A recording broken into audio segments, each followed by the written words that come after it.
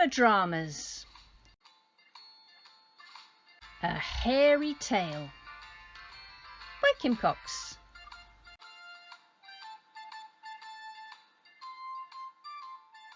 At Raspberry Nook Farm there's a sparkling rainbow.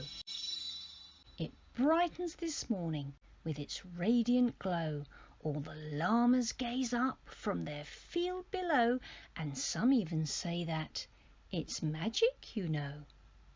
Today they'll be busy, there's work to be done. Outside in the garden, Lilac digs in the sun. Leafy and Leaky have errands to run, while the twins and their friends are all having fun.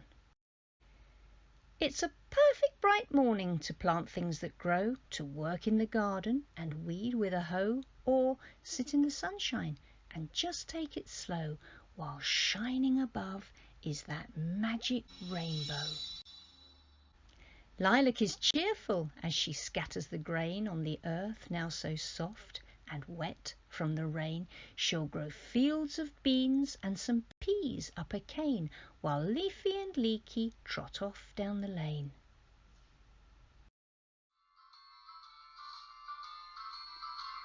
We're marching tails up, we're marching tails up, swish, swish our hairy tails, we're marching tails up, we're marching tails up, we're marching tails up, swish, swish our hairy tails, we're marching tails up.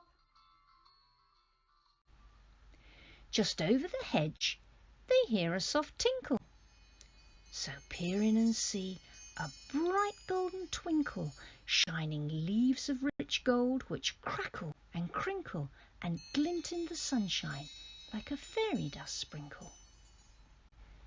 The llamas are puzzled as, what can this mean? They think as they sit down surveying the scene. A patch rich with veggies, and there, in between, leaves of pure gold glinting in a field so green. They'd expected some carrots or maybe long beans, but wow, they've struck lucky with this plant they've seen. Pure golden leaves growing which glimmer and gleam, a rare precious treasure with a lustrous sheen. They remember the tales that young llamas are told, though they'd never believed in these stories of old, like how after a storm, when a rainbow takes hold, right there at its end there'll be pots full of gold. We're marching tails up, we're marching tails up, swish, swish our hairy tails, we're marching tails up, we're marching tails up, we're marching tails up, swish, swish our hairy tails, we're marching tails up.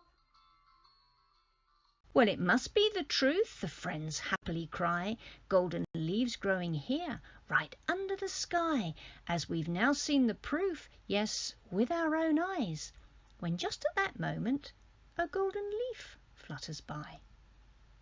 Caught up on the breeze, it cavorts in the sky, the wind whips it aloft and carries it high. They snatch at the air, to catch it they try, while thinking of things rich llamas can buy.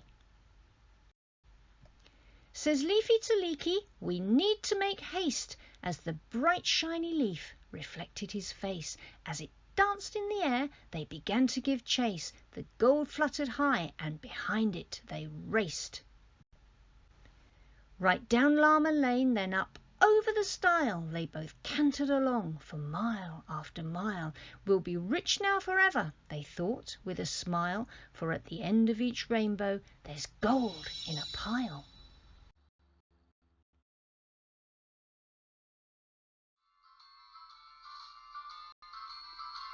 We're marching tails up, we're marching tails up, swish, swish our hairy tails, we're marching tails up, we're marching tails up, we're marching tails up, swish, swish our hairy tails, we're marching tails up.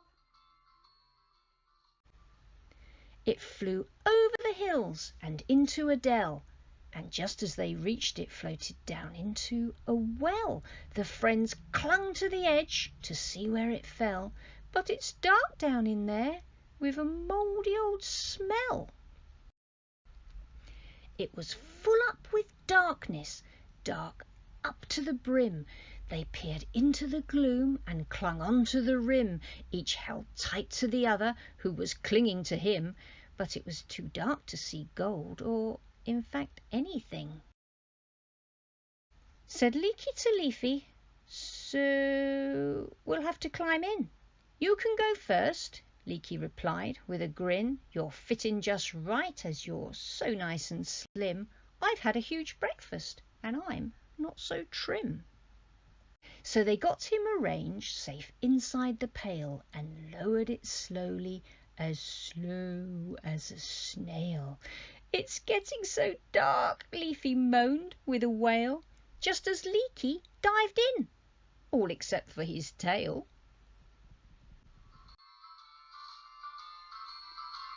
We're marching tails up, we're marching tails up, swish, swish our hairy tails, we're marching tails up, we're marching tails up, we're marching tails up, swish, swish our hairy tails, we're marching tails up. Now Leafy and Leaky, that mischievous two, are in such a muddle, which is nothing new, but they'll help each other, as they're best friends, it's true, and they know the world's packed with things llamas can do. Said Leaky to Leafy, "We're stuck fast like glue, and why do I ever listen to you? Now call to the others for help, yell yoo-hoo, and they'll see that my tail is sticking in view." There was something not right, the llamas could tell by the noise and commotion coming out of that well. Yes, back at the farm they could all hear them yell, so they sped over the hill and down into the dell.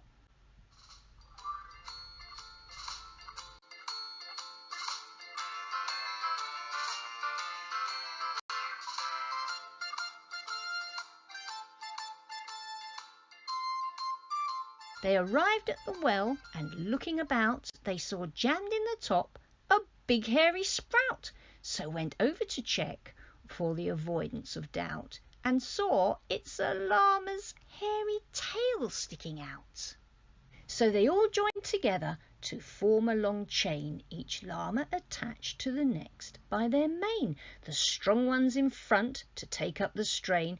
Then they yanked on the tail and yanked it again. The llamas pull and they pull. They know they can't stop, so they all pull some more until they hear pop.